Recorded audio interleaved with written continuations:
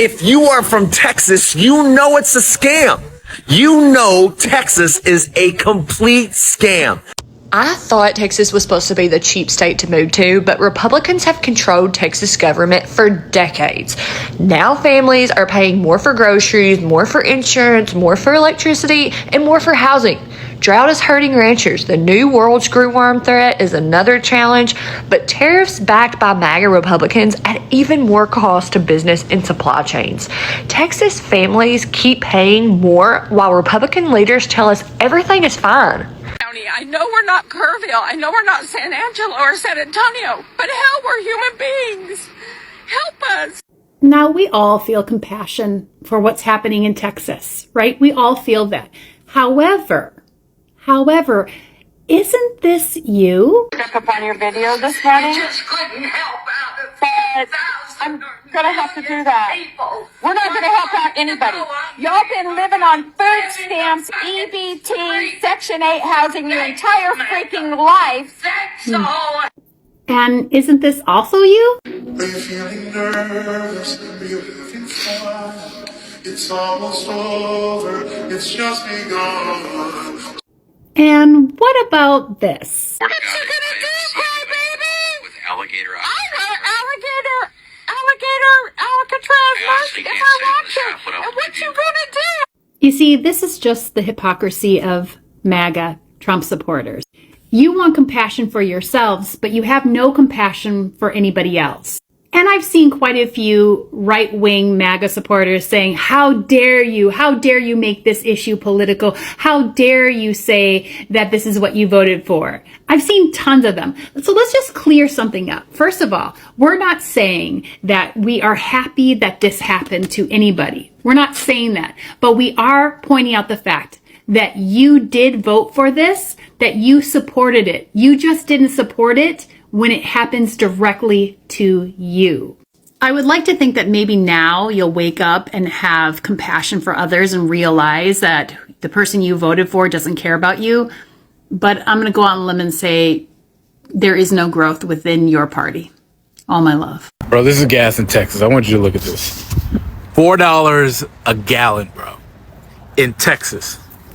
Thanks, Trump. Remember when you said that we were going to have this gas was less than $2 a gallon? That didn't happen. It was all bullshit. It come on a Monday. The envelope bore no mercy, no smile, only that cruel whirling sun of TXU. A logo that shines not with hope, but with consequence. As if to say, you danced, now pay. I broke the seal back like I was peeling back the bandage on a wound I'd done give myself, and there it was. $696.27. Now, I recall a time not too long ago when a man could just sleep with just a fan on. Box fan in the window, sheets damp with his own resolve. But then came August. August, that devil in cargo shorts. She comes with air so thick you can taste the mosquitoes before they bite you. And I, a weak and weary creature, I touched the thermostat, dropped her down to 71, the sin of comfort. I knew what I was doing. Each degree of betrayal, each hour a soft lie told in Freon, but I pressed on. A man cannot sweat through 3 showers a day and still hold his head high at the HEB. Now I'm shackled, betrayed and bound by wattage and poor choices, and yet I will do it again, for I have known the chill, and I will not go back. Texas voted for Trump and Republican leaders, promising affordability, but now many people are questioning where is that affordability that they were being promised, because gas is expensive, groceries remain high, rent is up, electricity bills are crushing families, and the minimum wage is still $7. So people say they don't want political points, they want affordability. So let's get to see more. Please like and have the video, right? Never in my life have I ever seen a $900 electric bill until this month in the state of Texas. Never have I felt so hurt paying an electric bill than I do today. And I'm 36.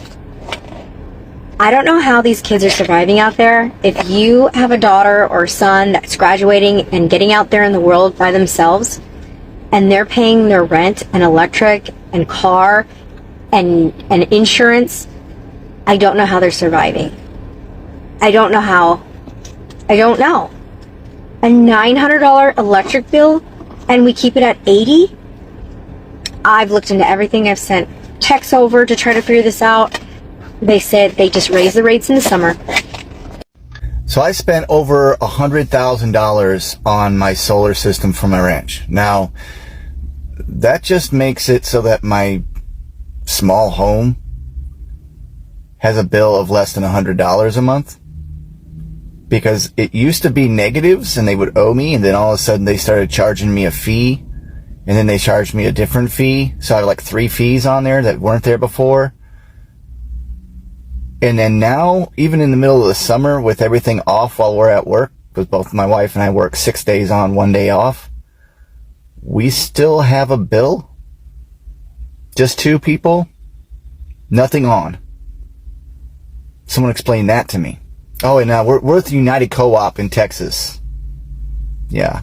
Everyone who's paying attention will agree that life has gotten way more expensive in Texas, especially gas, groceries, and housing. The crazy thing is, I don't understand why people want to keep supporting MAGA Republicans. All they're doing is just promoting another war instead of addressing the issues at home. Not the one whose pockets are hurting from all of this. They have their 11 investment properties that they own. They're totally fine. It's ordinary people who are feeling this the most. Somebody please explain why Texas minimum wage is still $7.25 an hour. And before you come at me and you're like, nobody makes that and it's not designed to be a living wage. Yes, that's exactly what minimum wage was designed for, to be a living wage. And literally nobody can live off of that. Everything has gone up, from rent, groceries, gas, everything. But, you know, lawmakers looked at all that and said, nah, $7.25 is probably still fine. And meanwhile, corporations are posting record profits every single year. So, am I missing something? Gas bills doubled this month for a lot of homeowners here in El Paso, Texas. But don't worry, they say that you can set up a payment plan to make accommodations. Now let's talk about why this is actually happening. According to a recent article by Fox, the increase is tied to a few things. Texas Gas Service says that there's a new rate structure, higher delivery charges, and increased usage during the colder weather. They also point to spikes in natural gas market prices during part of this billing cycle. So yes, colder weather absolutely can raise your usage. Yes, the market prices do fluctuate, but the article also highlights changes to base charges and delivery fees, and those are fixed costs. That's not just how high you turn up your heater, that's about how the bill itself is structured. So this is something that is going to be going on more and more. And that's why people are super frustrated. Because when your bill nearly doubles, it doesn't just feel like a small adjustment. It feels like something fundamentally is changing within your bill structure. And again, yes, you can set up a payment plan. But a payment plan doesn't lower the new base charges. It doesn't remove delivery fees increases, and it spreads this month's balance into next month's, while next month's balance is still building. This is exactly what I mean when I say affordability in El Paso isn't just about mortgages. It's utilities, it's insurance, it's property taxes, it's everything stacking up all at once. We need transparency, we need clarity, and we need to understand what this means long-term for families here in El Paso, Texas. I'm Erica Barnaby with Home Pros. Hope you enjoyed this message.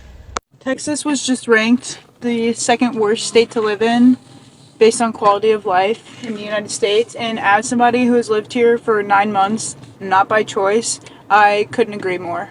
Something that I noticed immediately when I got to Texas was how poor the infrastructure is. It's impossible to drive on the highway. You are merging from 5 lanes to 2 lanes within a quarter mile. There's always traffic. You have to make a U-turn every time you get in your car. It takes 20 minutes to get anywhere. The infrastructure of Texas statewide is terrible. I live in Fort Worth right now, and they take a lot of pride in their multi-layer overpass thing. I'll put a picture in. But it's just counterintuitive. It doesn't make sense, and it's complicated and makes it impossible to change highways. On top of the infrastructure being shit, things aren't less expensive. Yeah, there's no state income tax, but Texas is one of the leading, if not the leading producer of oil in the country. Gas is still $3.69 right now on July 14th. I was paying that in the Bay Area, California, a year ago. Produce, shit. I just paid $9 for a pound of lean ground beef. Isn't Texas known for their beef? The accessibility to the outdoors, state parks, national parks, basically non-existent. I've never lived somewhere where there's more garbage and littering on the sides of the streets than here. It's unhealthy to drink the tap water, not to mention it is hot as hell. I guess maybe you could justify living in Texas by saying the housing market is more affordable, but data centers are going up left and right, so your house is losing its value anyways. Also, I haven't even talked about education or healthcare because I haven't experienced either of those things here, but I know that they're shit. Living in Texas is literally like buying a medium-sized drink. You could have spent a lot less and gotten a small, or you could have spent a little more and gotten much more value in a large, but instead you played yourself and bought a fucking medium and you live in Texas. One of the gentlemen mentioned that the Fermis one they're building is 11 gigawatts of power. Let's put this in perspective. That is 4 city of Austins. We are building 4 city of Austins right next to Amarillo. The one in Abilene, that's a Seattle. The one in Midland, Odessa, that is 1.5 Austins. The one in Waco is about the same. We are building these things throughout our state, throughout everywhere. And not because any of us asked for it, because these folks are being shady as hell. I moved to Texas expecting to save money. Instead, I'm paying almost the same prices I was trying to escape. Rent expensive, groceries expensive, car insurance expensive, eating out expensive, but Texas still has the minimum wage of $7.25 an hour. Lawmakers keep telling everyone the economy is booming.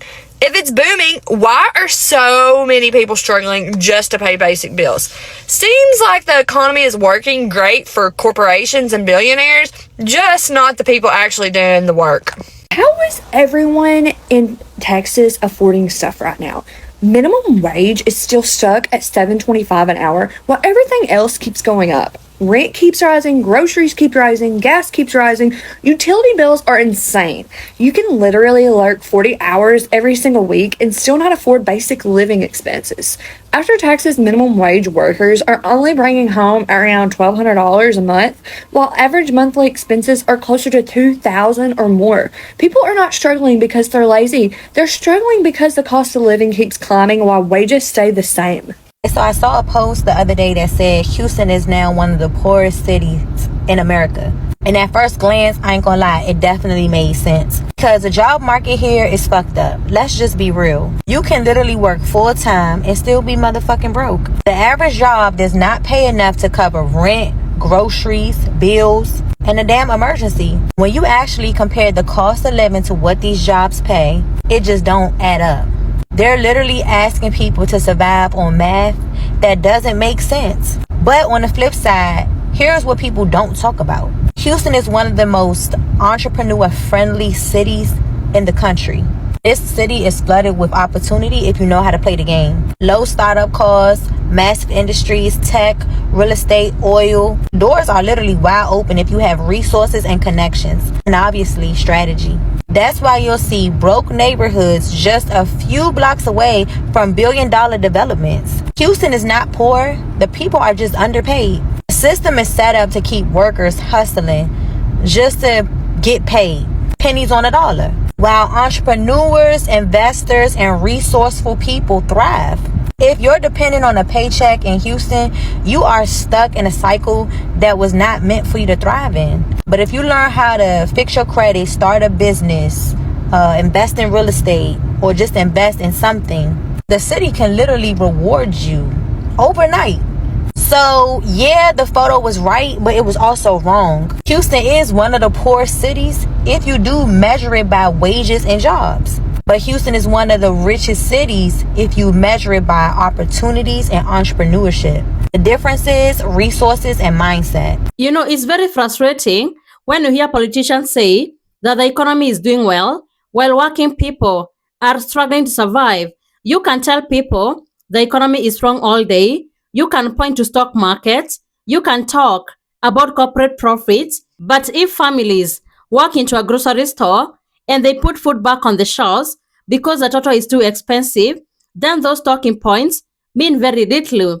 If someone gets their paycheck and immediately they have to decide which bill to pay first, then they don't feel the economy is booming. They feel trapped. And that's why so many people are becoming frustrated. You see, they were promised affordability. They were promised life would become easier. They were told their leaders would fight for ordinary Americans. But now many families are barely surviving. You see, think about rent. For many working people, housing is one of the biggest expenses they face every single month. Rent takes a huge portion of someone's paycheck, and then there is little left for anything else. You find yourself working full time, but still living paycheck to paycheck. And that is why many people are so angry, because people are not lazy. They're not refusing to work. They are doing everything right, but still falling behind. Texas has been supporting Republicans and Trump for a very long time. But if you keep electing the same leaders, but ordinary people continue struggling with the same problems, then I think the voters should demand something different, right? Because elections are supposed to be more than party loyalty. They are supposed to be about changing lives, you see? Because the politicians, they work for the people and not the other way around. And that's why many people are demanding more than just speeches. They want results. I would like to appreciate each and every one of you who support this channel in any way, whether liking, commenting, sharing, super thanks, joining my membership. I appreciate all of you and I don't take it for granted. Your support means a lot and it motivates us to keep creating more good content. So thank you so much for tuning in. Be sure to like, subscribe, and share. Have a good one. I'll see you in the next video.